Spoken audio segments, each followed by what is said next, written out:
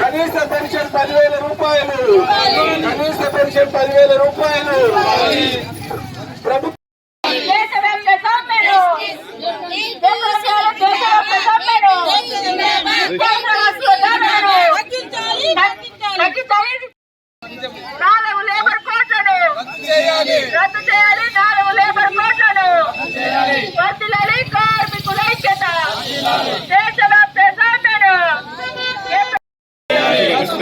నాలుగు లేబర్ కోడ్లను వేతనం 20,000 రూపాయలు.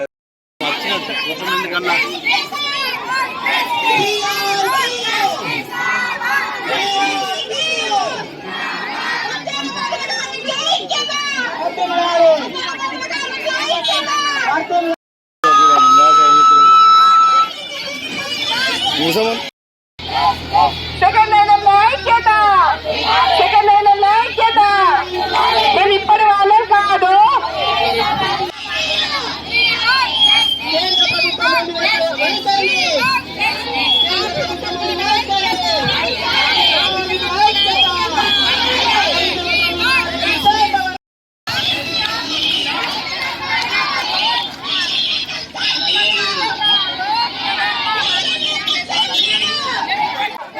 కార్మిక సంఘాల ఐక్యత, కార్మిక సంఘాల ఐక్యత.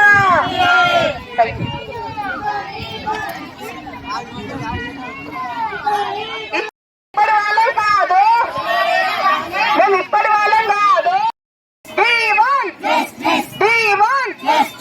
సెకండ్ లైన్ ఐక్యత, సెకండ్ లైన్ ఐక్యత. ఎండలో మేము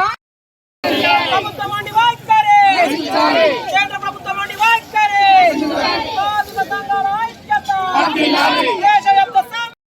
ఎర్రజెండా చేతబూని మరి ప్రతి ఒక్కరి కష్టాలు నష్టాలు ఏంటివనే విషయంలో మరి సమయపాఠంలో కథంతోకి ముందుకొచ్చిన తరుణం ఇది.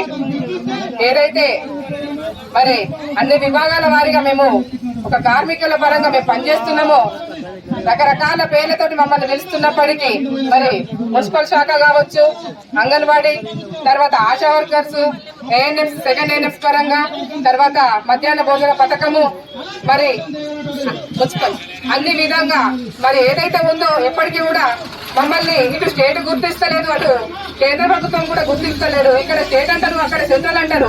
ఇప్పటికీ కూడా మమ్మల్ని కనీస వేతనాలు సరిగ్గా లేవు. ప్రతి నెల అసలు జీతం అనేది కూడా ఇంత చిన్న చిరు జీతం మీద బ్రతికే ఫ్యామిలీస్ ఉన్నాయి. కుటుంబంలో పోషించుకునే పరిస్థితులను మరి ఎట్లా అప్పు సప్పు వేసుకొని మరి ముందుకు తీసుకెళ్లినా కూడా అవి తీర్చడానికి కూడా సరిగా లేని పరిస్థితులు జీవనం అనేది కొనసాగుతుంది. మరి ఇప్పటికీ కూడా మరి పనితీరుని ఇంకా పని భారాన్ని పెంచుతున్నారు, కానీ పని అనేది తగ్గించడం అనేది ఎక్కడ లేదు. ఏమన్నంటే హుకుం చెల్లాయించే పరిస్థితుల్లో చిన్న చిన్న మరి ఉద్యోగాలు చేసుకుంటూ బతుకుతున్న కుటుంబాలు ఇవి. మరి ఈ రోజున మేము అందరం కూడా సంయుక్తంగా కార్మిక పోరాటం అనేది చేస్తున్నాం. మరి ఏదైతే ఉందో నెలల వారీగా జీతాలను ప్రతి నెల 5వ డేట్ లోపలనే విడుదల చేసే ప్రయత్నం అనేది ప్రభుత్వం చూపించాలి. అట్లాగే కేంద్ర ప్రభుత్వం ప్రైవేటీకరణ అనేది కూడా నశింపజేసే విధంగా మరి ఈ రోజున కార్మిక సంఘ చట్టాలన్నీ కూడా ముందుకు ఉన్నాయి. వాటి ద్వారానే తద్వారా ఏదైతే ఉందో మాకు రెగ్యులరేషన్ అనేది కల్పించాలి. మరి అలాగే మరి సోదరులు మున్సిపల్ శాఖ కావచ్చు, అంగన్వాడీస్ కావచ్చు, ఆశా వర్కర్లు కావచ్చు, మధ్యాహ్న భోజన పథకం కావచ్చు, అందరికీ కూడా సమాన పనికి సమాన వేతనం అనేది కూడా ఇవ్వాల్సిన బాధ్యత ఎంతైనా మరి ప్రజాస్వామ్యంలో మేము సైతం అన్ని విధాలుగా ఓటు వేసి గెలిపించుకుని ఈ ప్రభుత్వాలను తీసుకొచ్చుకున్నది.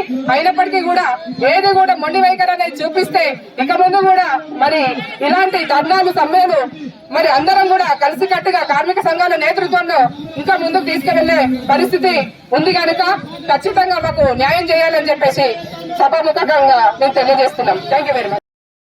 శ్రీకాంత్, సిఐటియు రాష్ట్ర కార్యదర్శి. ఈరోజు కేంద్ర బీజేపీ ప్రభుత్వం అనుసరిస్తున్నటువంటి ప్రజా కార్మిక రైతు కూలీ వ్యతిరేక విధానాలను నిరసిస్తూ joint platform trade unions, Samyukta Kisan Morcha, all trade unions, CITU, AITC, INTUC, IFTU, AFTUC, BRTU, IFTU, AFTU, ASCTUC అన్ని కేంద్ర రాష్ట్ర కార్మిక సంఘాలు, రైతు సంఘాలు, కూలీ సంఘాలు దేశవ్యాప్త సమ్మెకు పిలుపునిచ్చాయి. ఈ పిలుపులో భాగంగా ఈ రోజు జగిత్యాల జిల్లాలో మొత్తం కూడా గ్రామీణ బంధు కార్మిక సమ్మె విజయవంతంగా నడుస్తూ ఉన్నది. ఈ సమ్మె సందర్భంగానే జగిత్యాల పట్టణంలో పెద్ద ఎత్తున ర్యాలీ నిర్వహించి కలెక్టర్ కార్యాలయం ముందు ధర్నా నిర్వహించడం జరుగుతూ ఉన్నది. ఈ రోజు మేము కేంద్ర బీజేపీ ప్రభుత్వాన్ని ఒకటే డిమాండ్ తెలుసుకున్నాం. ఈ రోజు స్వతంత్రం రాకముందు నుంచి కార్మిక సంఘాలు పెద్ద ఎత్తున పోరాటం చేసి కార్మిక చట్టాలను తెచ్చుకున్నటువంటి పరిస్థితి ఉంది. అలాంటి చట్టాలను ఈరోజు బీజేపీ ప్రభుత్వం అన్నింటినీ కూడా రద్దు చేసి 4 కోట్లుగా మార్చినటువంటి పరిస్థితి ఉంది. ఈరోజు కార్మికుల కనీస వేతనాలు లేకుండా, కార్మిక సంఘాలు పెట్టుకోకుండా, కార్మికులకు ఈఎస్ఐ, పిఎఫ్ సౌకర్యాలు కల్పించకుండా 4 కోట్లు మార్చి కార్మికుల్ని కట్టు బానిసలు చేయాలని చెప్పేసి ఈరోజు బీజేపీ ప్రభుత్వం పూనుకున్నది. ఆ కార్మిక కోట్లను రద్దు చేసి యథావిధిగా కార్మిక చట్టాలను అమలు చేయాలని చెప్పేసి అన్ని కార్మిక సంఘాలు ఈరోజు ప్రభుత్వాన్ని డిమాండ్ చేస్తూ ఉన్నది.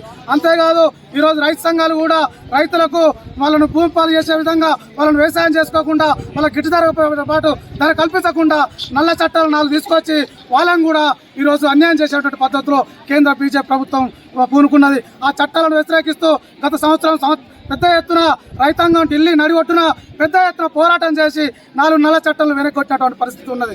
ఎర్రజెండా పార్టీలు పార్లమెంట్లో పోరాడి సాధించుకున్నటువంటి ఉపాధి హామీ చట్టాన్ని, గ్రామాల్లో భూమి లేనటువంటి కూలీలకు ఉపాధి చూపించేటువంటి ఉపాధి చట్టాన్ని కూడా నిర్వీర్యం చేసేటువంటి పద్ధతిలో బీజేపీ ప్రభుత్వం పూనుకున్నది. దానికి బడ్జెట్ కేటాయించట్లేదు, 18 దినాలు తగ్గిస్తూ ఉన్నది, వేతనాలు తగ్గిస్తూ ఉన్నది. మేము ఇప్పుడు ఎర్రజెండా పార్టీలు, కార్మిక సంఘాలు, రైతు కూలీ సంఘాలుగా